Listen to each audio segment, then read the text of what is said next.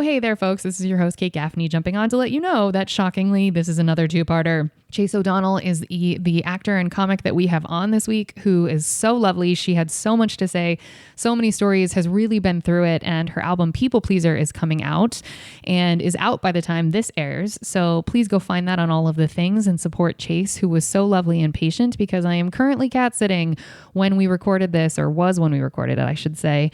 And the cats decided as soon as I hit record to be the loudest animals on the planet, playing with bags, literally barfing multiple times. Haven't had them barf all week. Today was the day. So it was just a comedy of errors. And then people were out in the hallway, and then the trash person came. It was just literally the quietest apartment on the planet all of a sudden became Grand Central Station with cats. So really sorry for the sound quality. Did my best to fix it, but Chase, you are just the sweetest. Thank you for your patience and being on the most unprofessional podcast you have ever been on. You are a trooper. Everyone, please go support Chase, because she's just so nice. And her album People Pleaser is such an appropriate name, but she's working on it. Thank you folks so much for listening. Let's get on with the show.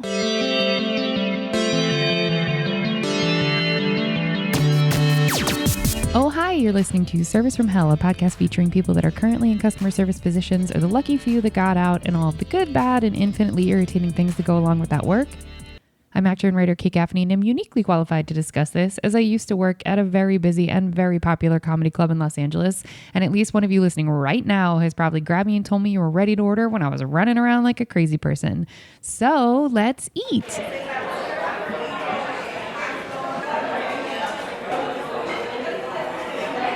I'd like to welcome our guest, LA-based comic, actor, and writer Chase O'Donnell. Chase joins us today to discuss all things customer service, but also to discuss the release of her album, People Pleaser, which is the most relatable title of all time. She currently features for Christina P. across the U.S., but is also on tour on her own in NYC. Currently, her two-person comedy show Two Blondes won the Broadway World Award and received praise in the New York Times. Chase also recently performed in the Netflix is a Joke Comedy Festival and will be appearing in the newest season of Curb Your Enthusiasm. I have so many questions. I better know Chase from hearing her on some of my favorite podcasts, and also from meeting her right now in real time, where she joins us from, originally it was the snowy tundra of Austin, but now she is in New York City on tour. So Chase, tell us what got you into comedy. How was working with Larry David? What's New York like right now? Is it as snowy as Austin? Tell us all the things. Oh my gosh. Wow. What an intro. Thank you so much for having me. I'm so excited to talk about service industry. But right now, New York City's actually pretty warm. Like I brought a big jacket and I didn't have to wear it. It's lovely, sunny.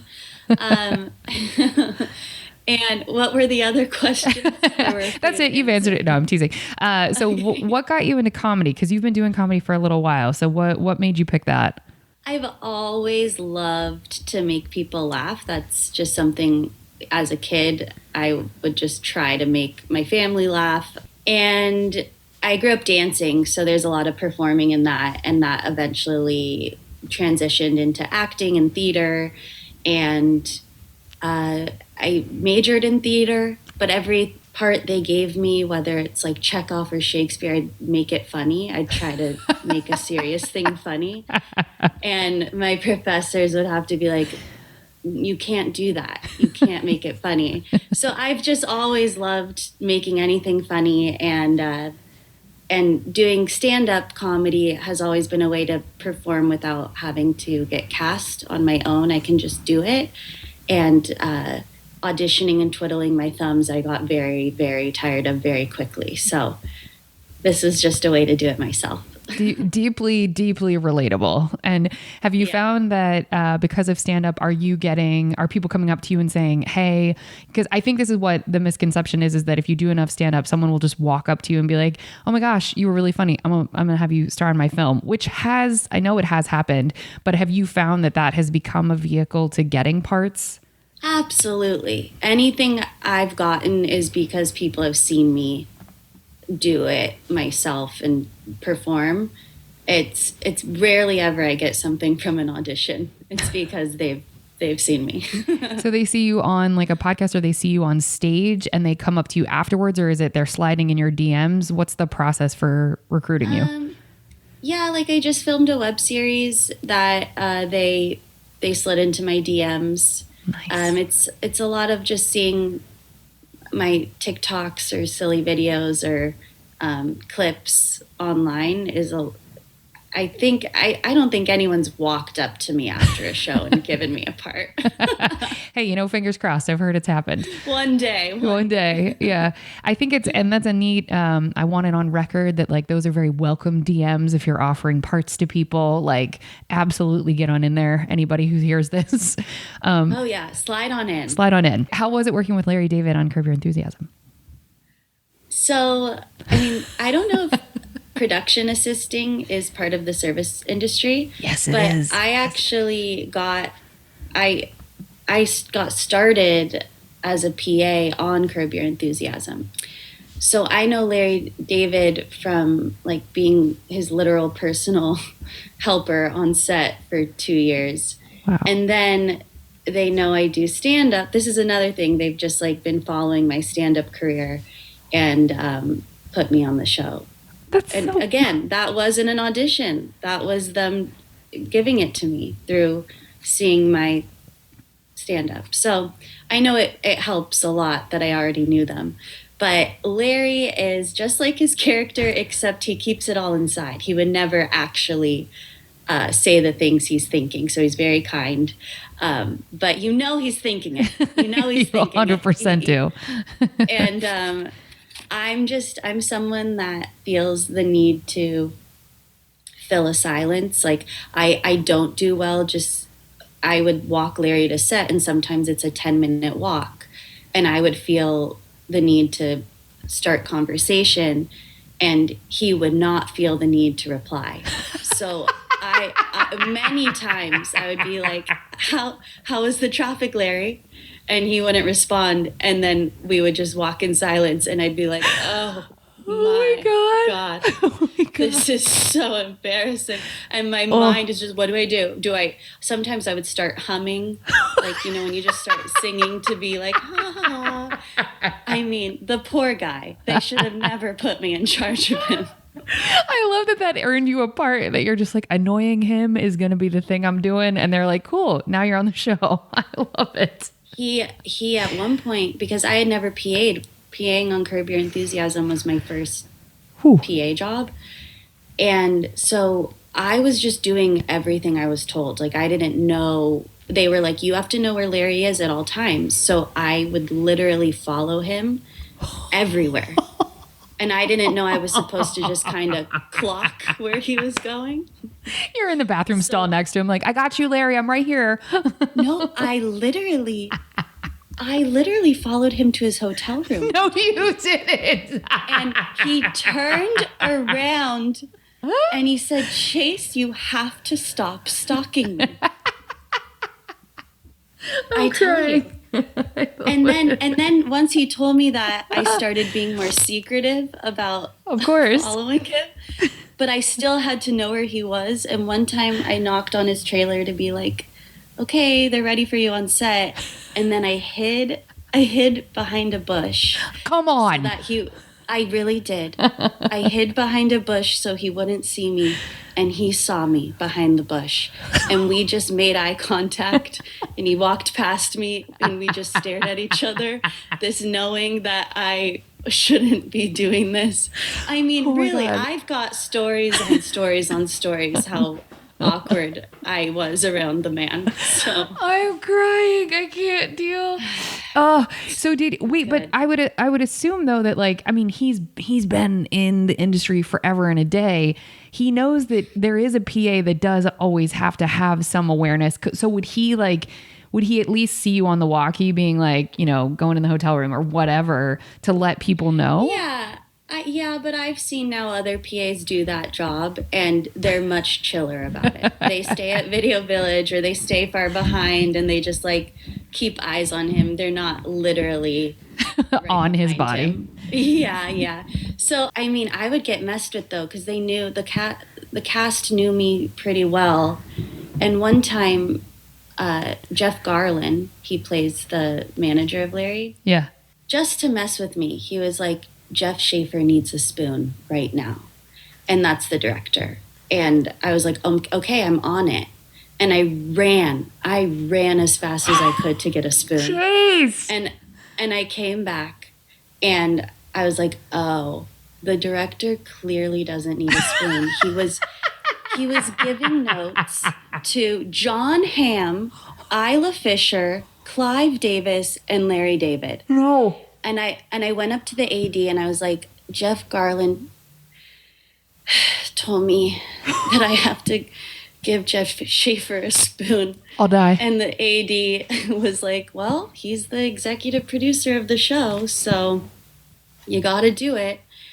And I interrupted No, you didn't. with no, you didn't. A-list actors to say, I'm here's leaving. your spoon, I'm leaving. Jeff. Oh my God, Chase. Oh my God. And they're just like, what?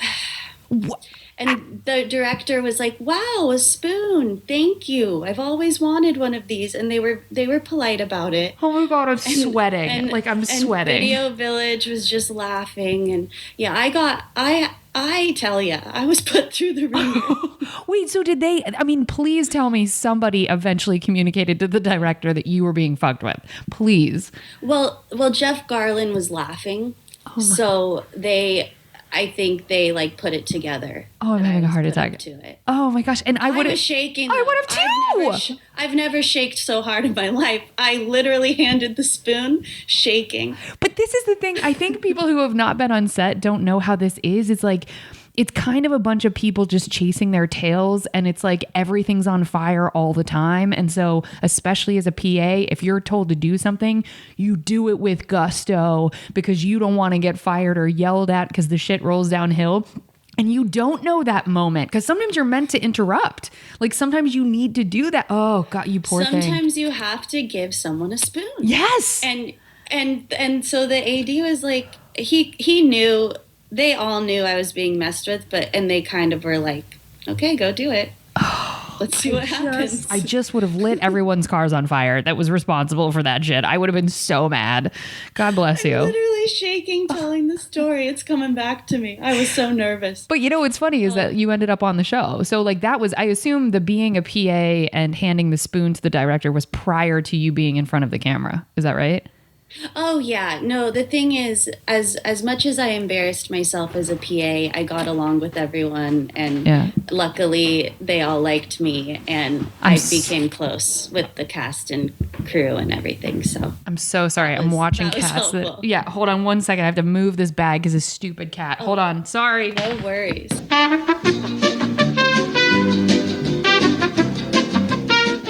Well, that's good that you ended up being friendly with them and that you got to the place. So now was that, so you did Netflix as a joke, and did you do that in in 2022, like the most recent one? Mm-hmm. Okay. And how did that go?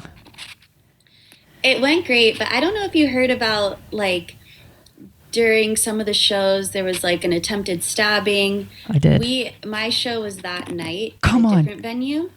But there was a shooting that happened like an hour before our show. And so the whole street was blocked off. People couldn't get there. We postponed the show for an hour, and most people just didn't go because there had just been a shooting. And we told people like, hey, listen, it's okay if you don't come to this. So it was an interesting experience. It was fun. I can't. But there was a shooting. The whole street had caution tape right outside of the venue. Oh my God! And so it was the most dangerous comedy festival ever. I think there's ever been. Yeah. Wait, it's so funny because I had heard about the stabbings, but I didn't hear about the shooting. Did someone pass away? The shootings, it was a crazy homeless person, and he ended up killing himself. Oh, that's horrible. It was so he was shooting, and then he was, I think, the only one that died, but it was still a crime scene because someone died. So sure.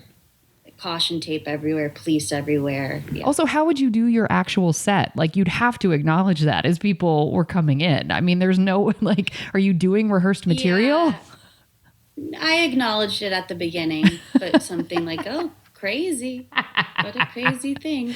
Anyway. I don't know how much material I can really pull off about it. So yeah, you don't make the whole thing about the dead guy out front. You just acknowledge it. Mm-hmm. Yeah. Yeah, acknowledge it and burn it. One time I did a show and someone had passed out and people were like screaming for help and doctor and this and that. And then instead of the host like holding the show, he was like, and coming to the stage, Chase O'Donnell. Come on, girl. That's not true. And I walked out on stage and people were like, we need help. And I didn't know what was going on, so I couldn't really talk about it. And at that point, my opening line was about a high school reunion. And I was like, well, this is scary. You want to know what else is scary? High school reunions. And that's all I talked about. And nobody was listening because it was so bizarre that I didn't acknowledge anything. And like people just were like not caring that I was on stage. It was so, yeah, when there's disasters going on, you got to acknowledge it. Yeah, a little bit. That's so awkward. Yeah. Okay. And so right now you're on tour in New York, and then you're also touring. So that's on your own, and you're also touring the country with Christina P. So will people be able to catch you in a city near them soon? Or what is how do people find you on tour right now? Yeah, the tour with Christina is going till the summer, and those venues are much bigger than the venues I do on my own. So those are really fun shows. And then the shows I'm doing are, I'm a newer headliner, so they're smaller venues, but I've been posting on my Instagram is where you can catch all my dates, or my website. Perfect. Okay. All right. And we will, we'll put all that stuff in the show notes, and then I'll have you repeat that at the end of the show. Okay. So you have a lot of juicy stories. So I want to move on past our appetizers portion. So folks, we hope you enjoyed your apps. We're going to go on to the entrees after a quick break. I didn't even ask you where you're originally from. Let's not do the break yet. Where are you originally from? LA. Oh, you are? Okay. Yeah. All right. Then I don't care. I mean, if get ready, because those were just appetizer stories. Yeah. Here we go, folks. Imagine what's the entree. Okay.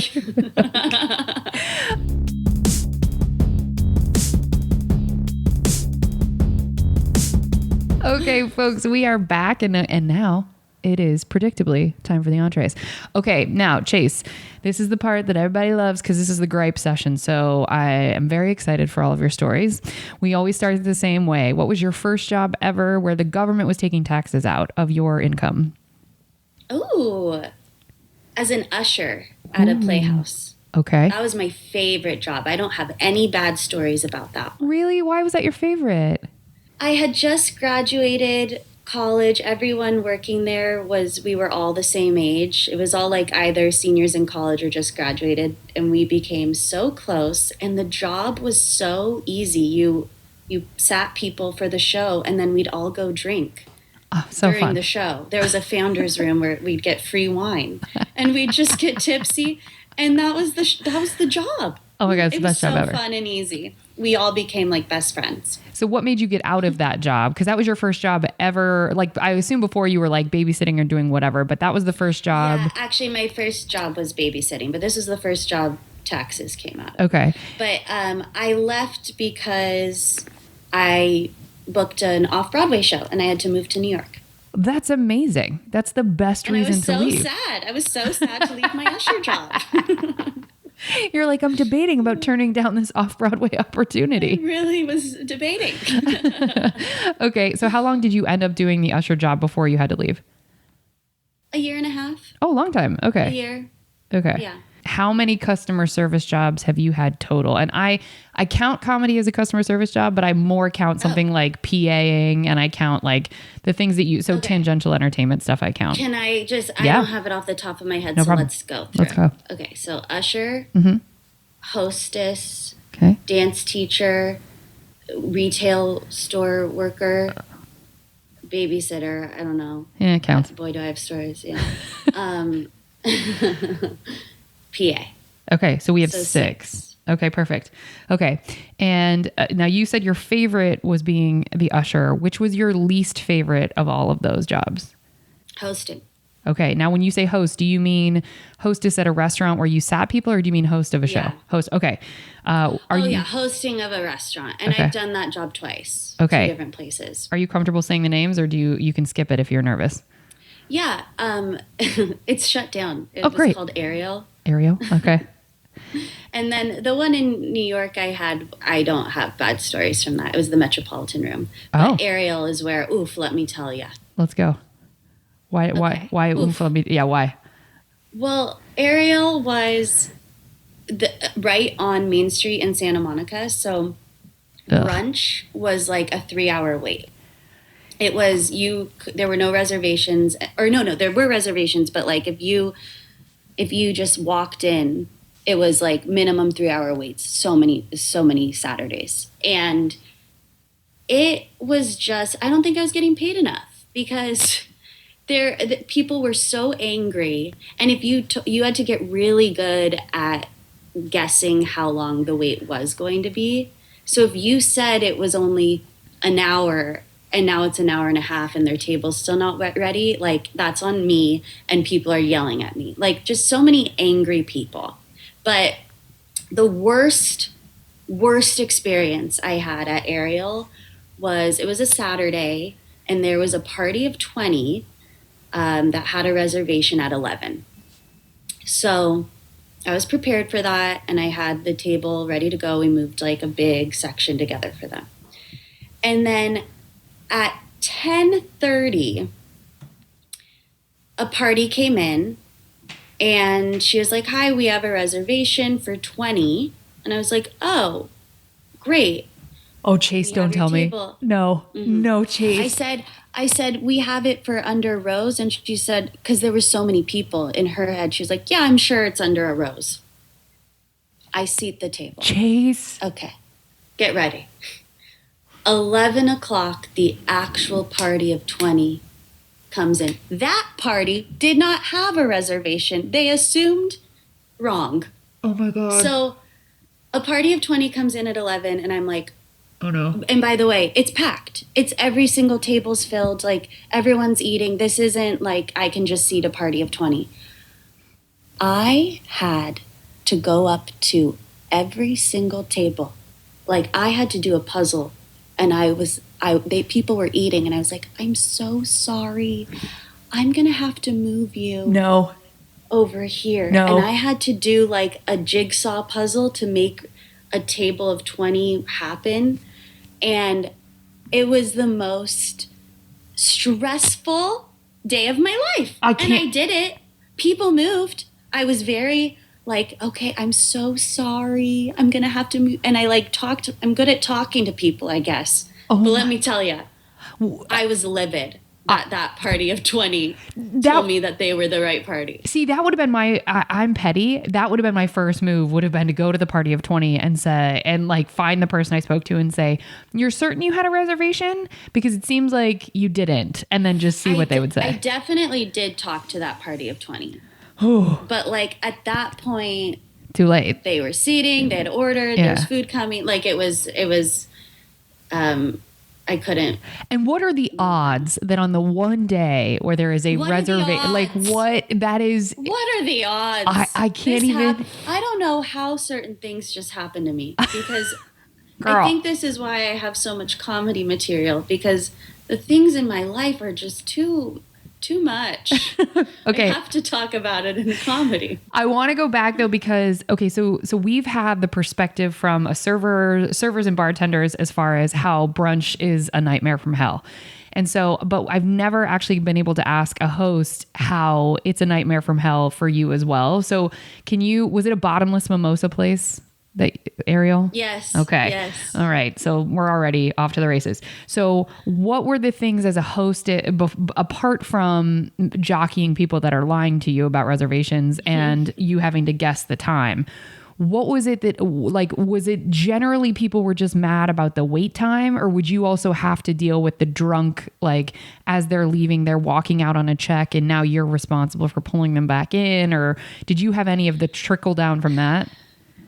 No, but one time a waiter stole someone's phone. A busboy stole someone's phone, and then they had Find My Phone. So they like came. This was like a couple days later. They came to the restaurant and they were like, "Hey, it says that my phone is here. Like they were able to track it down, and the busboy like fled. He booked it. He didn't want to get in trouble, and he was the only busboy at that day. They thought it was going to be a lighter day. So then I started having to bus tables and bring drinks. And that's not my job. And people were waiting like such a long time for their drinks because I was forgetting. And they were like, I'm not trained. I wasn't trained in that. So like having to do the busboy's job and host added a lot of complications. He got fired. I would imagine. So how were they able to do, I mean, besides the Find My iPhone and the fact that he was like, I'm out, did they figure out he must have stolen it and then kept it at the restaurant? Because if it's a couple days later. So I think what happened was they did the Find My iPhone and it took him to the busboy's house. Oh, and so they went to the house, and I guess the roommate was like, he's at Ariel. And they were like, oh, that must have been where it happened. And then they came to Ariel and was like, we need to talk to this person. And so and so did he fled, did he flee with the phone, or did he leave the phone at Ariel? I'm not actually sure, but he booked it. Like we were like, oh, he's in the back, and he was never to be found again. Oh my God. I cannot. And so we didn't realize he fled either. So people were just angry that like their waters weren't coming, their drinks weren't coming. And then we realized like, oh, we don't have a busboy. So then I was cleaning the tables. I just really hated that job. It was like way too stressful, and the host doesn't get tips. The host doesn't get like the extra money, and you're dealing with just as angry people, if not the angriest, because people will complain to the host rather than the manager, or you're the face of the restaurant and they come up and complain to you. So and the restaurant had a bee, and I was having, they'd be like, why is there a bee? And I'd have to be like, oh, don't worry about it. Like, I was the face. That's not fair. That is absolutely not fair. Like, don't talk to me why it has a bee. Go talk to the manager. And also, you're still eating here. This place has a bee, and you're still looking to wait an hour and a half for a table. I know they like would try to hide the bee. Come on. But people would see it, and then they'd come up to me and be like, what's the deal? And I was told to like be like, no big deal. It's nothing. It's not rats in the kitchen. Like, don't worry. I did so much for this restaurant. I can't believe you weren't tipped out also, because on a brunch place, a host should be tipped out. It was 2014. I don't know if like rules have changed or like wages have gone up, but and then when I was a host in New York, I was getting $9 an hour, which is below minimum wage. How is that allowed? I don't know. That's wild. I really don't know. Like, you really don't get paid much as a host. I was a host at a restaurant, and I lasted 4 months because they kept being like, no, we're going to make you a server. We're going to make you a server. And I was like, I can't survive on $10 an hour. It's just not possible. And they were like, yeah, no, we'll sort it. And I'm like, this is why you guys have turnover in this department. When you were at Ariel, so what was the trajectory of getting out of there? Because did an opportunity come up, or were you just like, I can't live on this? When I was living in LA, it was my first year out of college. And mind you, I was living at home. So it's kind of ridiculous. But I had 5 jobs. I was working as an usher. I worked at Ariel. I was teaching dance. I was babysitting. And I was volunteering as a dance teacher. So that one wasn't even for pay. So I was like booked to the rim, and I was auditioning and trying to be an actor.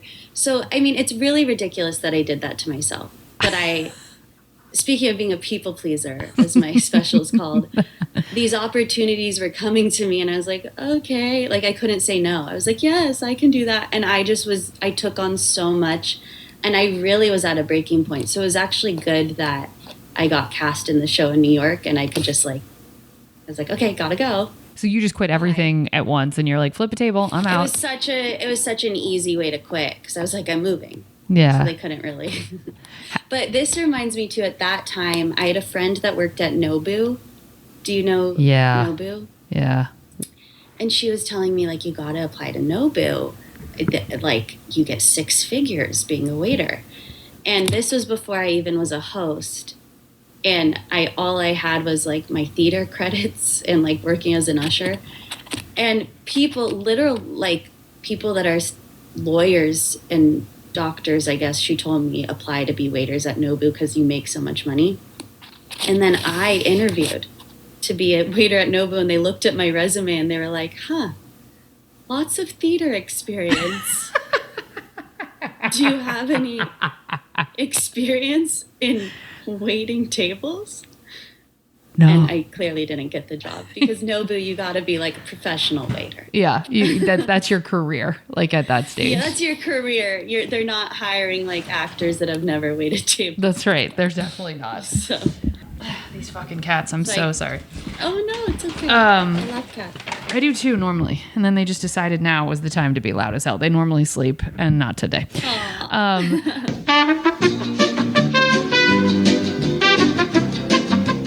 Okay, so you moved to New York. You're doing that job, and then did you start? I swear to God, hold on. I'm gonna murder. No problem. I'm gonna murder.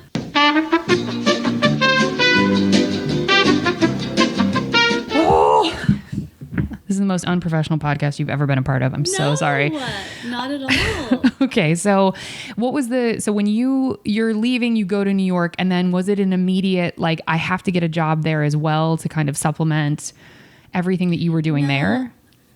The musical I was in was what was paying my bills, which was like, truly, I was so happy at that point. It was like, wow, I'm a working theater person, and I got to just go to rehearsals and the show, and that covered my rent, and that covered like life. But the show got canceled pretty quickly. I was gonna ask. It was only like a 3-month run. That's it. But okay, 3 months is great, but that is very fast to be ushered away. It was like I was like, oh, now I'm in New York, not as a working actor. This is hard, and that's when I got a job in a retail store, and then as a babysitter and as a host in New York. So you were determined to stay in New York at that time?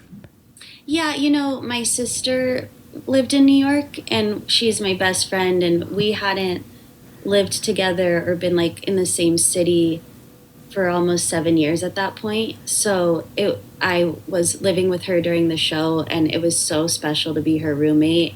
And I stayed so that we could it was just, I already had family here, and I had a lot of friends in New York, and it was like, okay, I'm going to give New York a shot. I'm already here. And so how long did you end up being able to stay there with the myriad jobs you had at the time? 3 years. Okay. So that's a good amount of time. And yeah, I didn't love living in New York. I like visiting. I love being here now.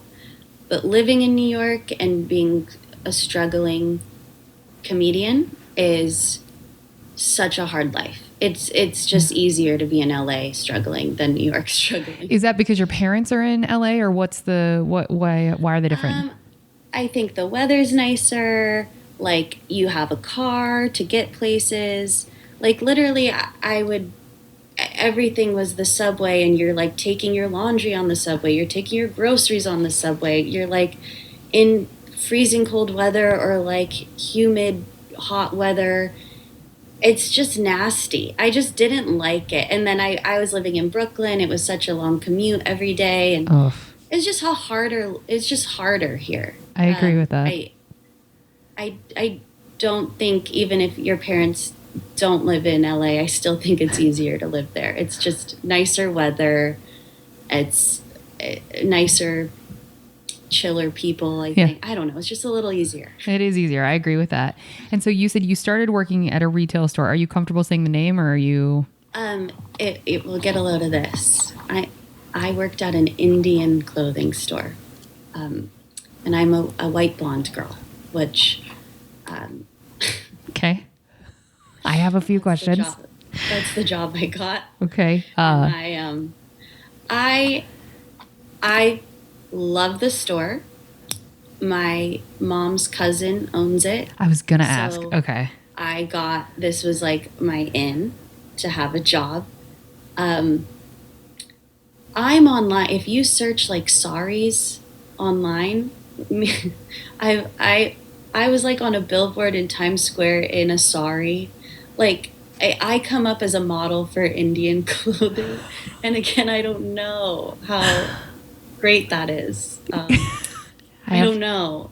But anyways, that's I had a job selling Indian clothes, and I'm comfortable talking about this because my mom's cousin had a really tough time with her co-owner.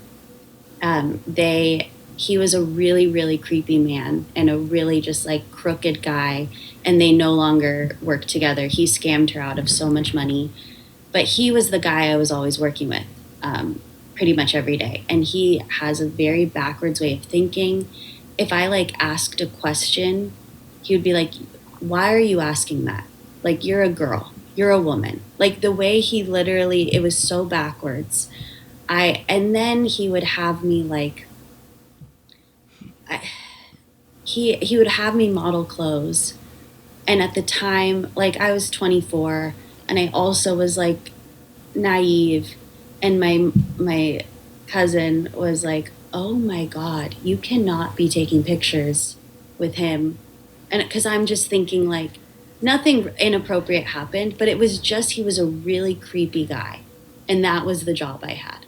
I mean, I'd hate New York too. That sounds pretty wretched.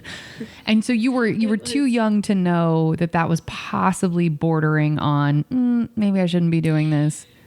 Yeah, because his wife was at the store. He was my like family's friend. Like I was like, oh, nothing is wrong here. But when my mom's cousin, what do I call her? My second cousin. Sure. When she found out, she was like, "Never again. You can never let him like think that you're not a model here. You're a retail worker." Oh my God. And so yeah, just a really off experience. Yeah. And they didn't fire me.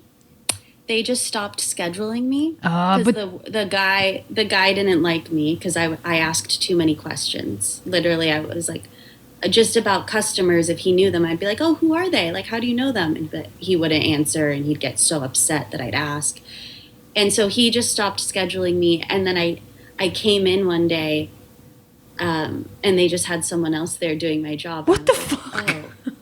Oh, I guess I'm fired? Yeah, they just didn't tell me I was fired.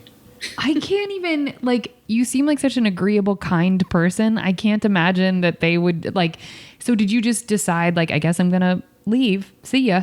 Or did you say, like, hey, can I get my check? Like, how did you handle that? It kind of was like an unspoken, I don't work there anymore. It was like, it was like, okay, I get it. Like, I got the hint. I'm good at getting hints.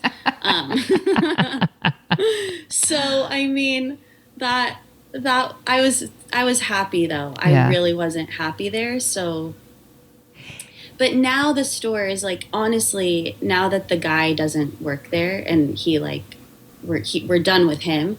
I mean, I love the store. Sure. It just was a hard time working with that guy. Yeah. And I think the thing that for people who haven't lived in New York, especially people who haven't lived there and as artists, because your primary focus isn't this like B job to support you, your primary focus is the grind of auditioning and the, myriad things that you're doing to be an artist. This kind of slippery shit gets tolerated for longer because you're like, whatever, it's not my career, or, well, it wasn't that bad, or I have to pay my bills. So there's a lot of that happens in New York where you're like, I guess I shouldn't be upset about this thing, right? Because I don't really care. Ugh. Yeah, it was so much. I had so much learning in my early 20s when I was doing all these jobs that I hated, is when I learned like, oh, this is my life. Like, I know that I'm trying to be a comedian, but in the meantime, my life, I'm miserable. I'm so unhappy with these jobs. And I realized like after the fact, because even then too, I was babysitting for this horrible family. The kids would bully. The kids would bully you? Oh yeah, and I would cry. And they were like, they were bullying like a girl in her 20s, and they were like 8 years old. Chase, I don't even like, how would you tell the parents? The parents, no, I think at that point I cared so much about people liking me. I get why your album is called People Pleaser. Everybody download it, get it. Where can people get the album, by the way? Where can people get Video version will be on YouTube, and then the album will be anywhere like Okay. you can stream albums, Spotify, iTunes. Got it. Okay, you're very much supporting why it was called that. Okay, so you Yes. Oh, yes. I mean, years of people pleasing. so you Yeah, wouldn't would say they like you wouldn't say anything to the parents because you're like, well, this is my job and whatever, and they're not going to believe their kids suck anyway, or was it just like, Yeah, I don't think I felt comfortable being like, your kids are making me cry. They would be like, the one girl would be like telling me something like mean about her friend, and I'd be like, oh gosh, she seems awful, and she's like, oh my god, I can't believe that you think she's awful. How dare you? Like, would just like be like, oh, sorry. That wouldn't make me cry. Yeah. I forget what it was. Like, oh, the boy took off his socks, and I'd be like, oh, that smells, to make a joke. And the sister's like, I'm the only one that can tell him it smells. You're awful. Like, they would just be bullying me. yeah, these And it are got to a point where I was like, you guys are so mean. I can't. They fired me. I got fired from that job too because the mom said I wasn't hard enough on the kids. Fuck off. Be a parent. Your kids suck. This isn't about She you. said because like the kids at one point they just weren't doing their homework, and I was like, okay, you know what? Like, I don't care. Don't do your homework. Because they were being so mean about it, and I was just like, fine, don't.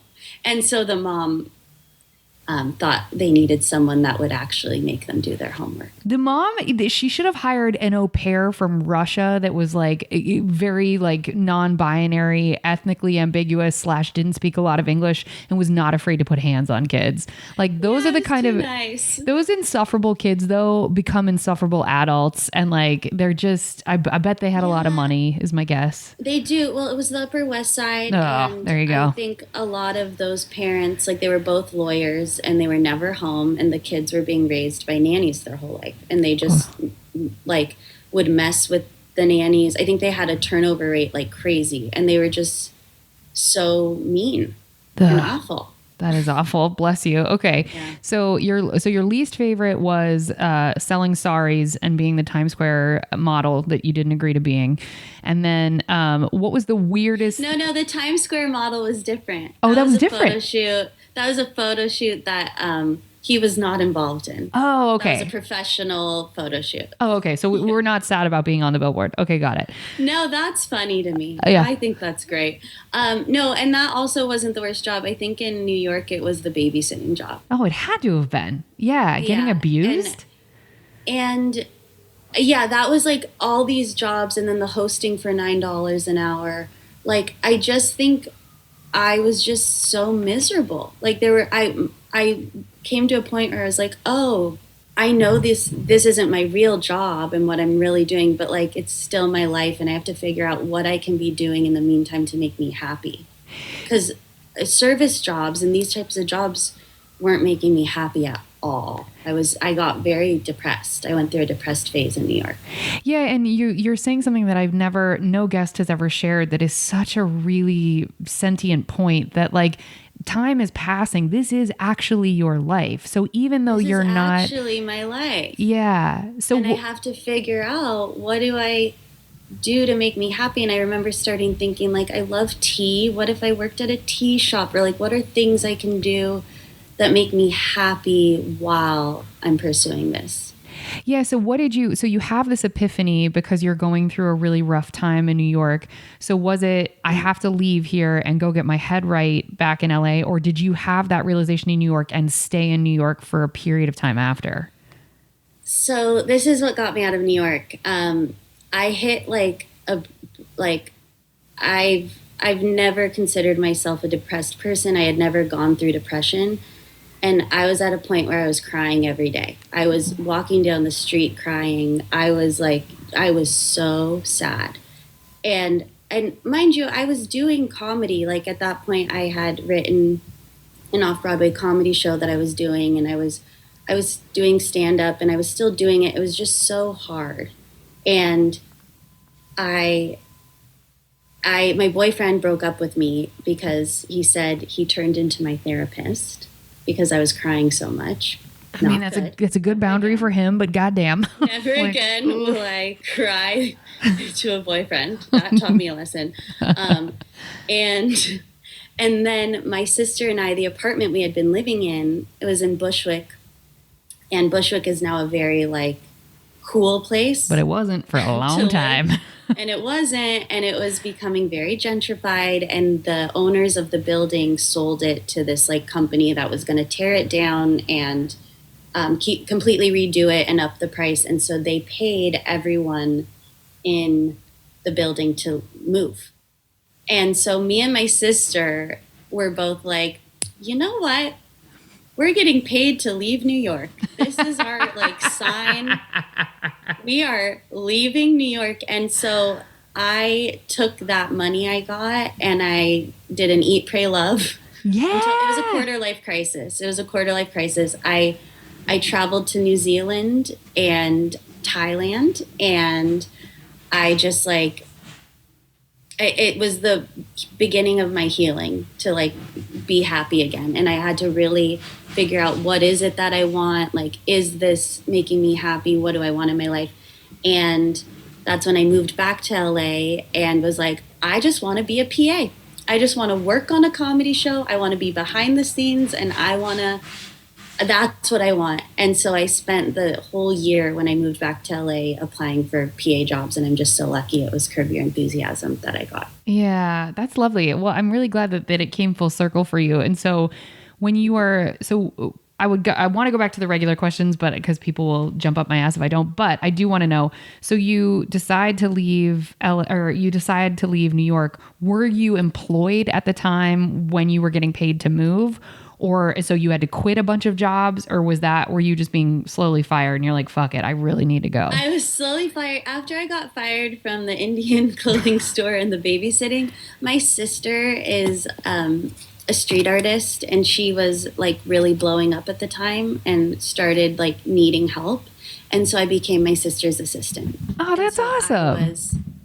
Yeah, that one I have no complaints about. Yeah. I could just work from home and we were working together. So I didn't have to quit that job. And my sister's also the most supportive sister in the world, and was like, anytime she's like, if you need to go do you. And like, don't put me first. So I'm so lucky that worked out, that I got to work for her. Yeah. She fired me a couple times, but it was a joke. Yeah, but that's She'd sibling. always rehire me. Yeah, of course. I did mess things up a couple times.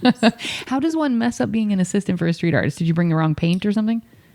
Like like on installation days, like I didn't get the things delivered at the right time, and it was a mess. You know, like things just like technical stuff didn't happen. Got it. Okay. And okay. She doesn't paint. She uses crochet. She's a crocheter.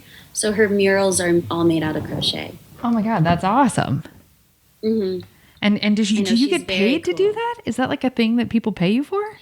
Yeah. So when she started, she was just doing it for fun and putting it up for free everywhere on the street. And then it's so unique and she's so talented that brands started hiring her. So now she makes her money from brands hiring her to do marketing and stuff. That's amazing. And then she also has a line of yarn, and she has a clothing line at TJ Maxx, and she's amazing. She's amazing. So lovely. Oh, that's awesome. Sorry to get derailed. Yeah. Okay. She followed her passion and it paid off. Well, and yours is too. Yours is too. Your parents are probably very proud of both of you. Yes, they're so proud. Okay. So what's I think I know, well, maybe I don't, but I think I know what you're going to say to this, but what's the weirdest thing you've been asked to do whilst you were on the clock at any of the customer service jobs? The weirdest thing? Well, I think it's the guy. Yeah. Asking me to take pictures. Yeah, that's pretty weird.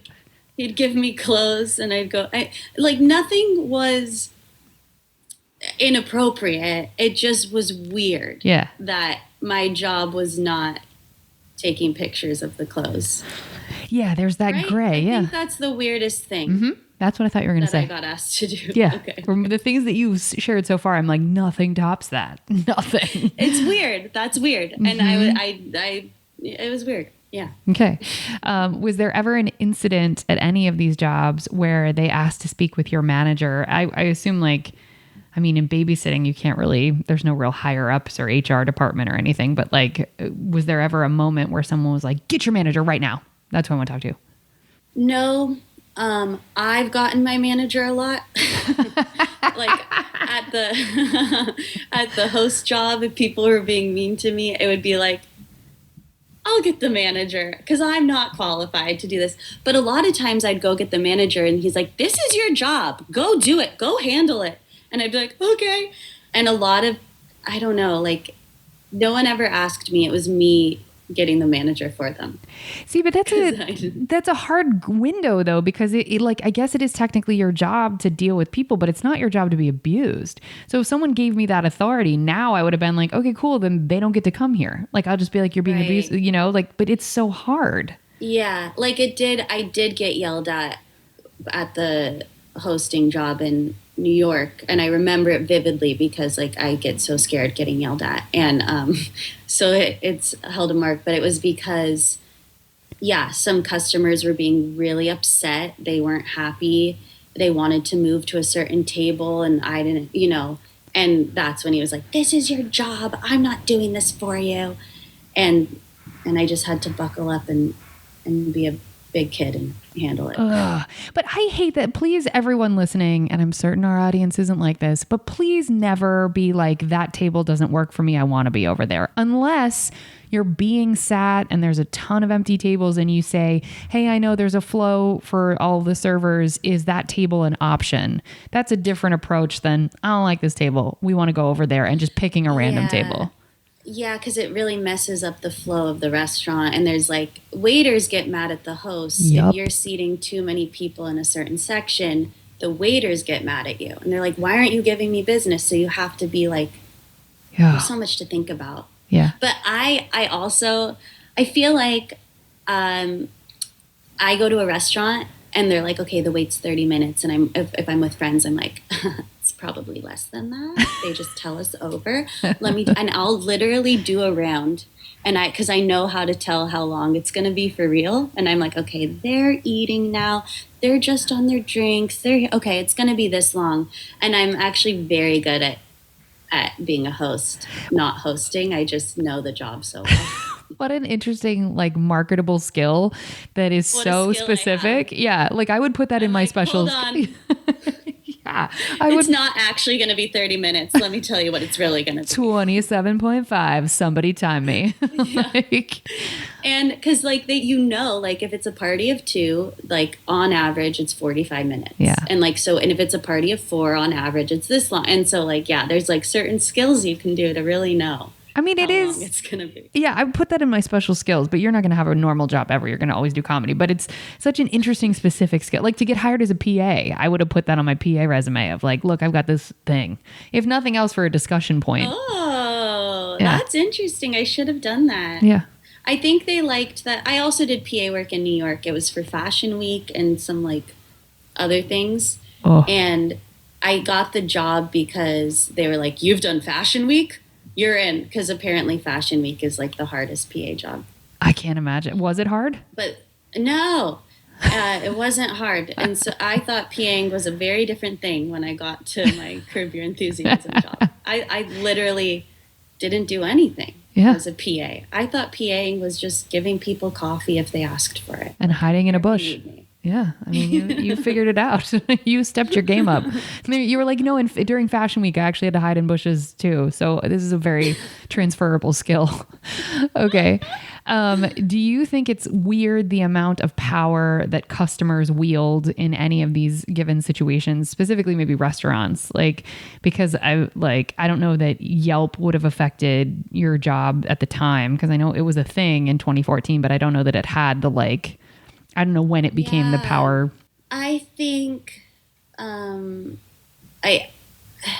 think customer service is really important, and I think it is important to keep your customers happy. But then I think there are just Karens out there that like, no matter what you do, they're just gonna write the bad review or make your life miserable, and you're in the right. And at a certain point, I think you have to protect yourself and be like, these people are just crazy. Like, I can't.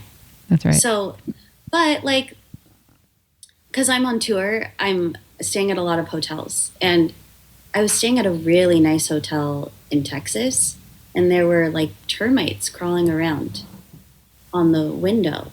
And I called the front desk and I was like, I'm scared. I don't like that there's these bugs in here. And they weren't like, oh my gosh, we're so sorry. What can we do for you? Like, they like moved rooms for me. And then the room I moved to, there were bugs in there too. Girl. And I was like, at this point, they better give me like, you better do something really nice so that customer, because I could easily be like, write a review and be like, they were awful and I'm never going to stay here again. You kind of need to do something to make their experience a little better when something's. So they offered me a free breakfast, but I think they could have done more. I mean, did the termites bring you the plate? Like, that's psychotic. And like, I've been a customer at restaurants where like the food has taken over an hour to get to us, and it's like, maybe take something off the bill. Like, I think there's certain things you can do to just keep the customer happy. Just so I do think people can have a really bad experience, and it's okay for them to be like, this person did not care about our feelings at all. But then there's just the out of line people that they're just Karens. Do you can't. Do you think that the customer is always right?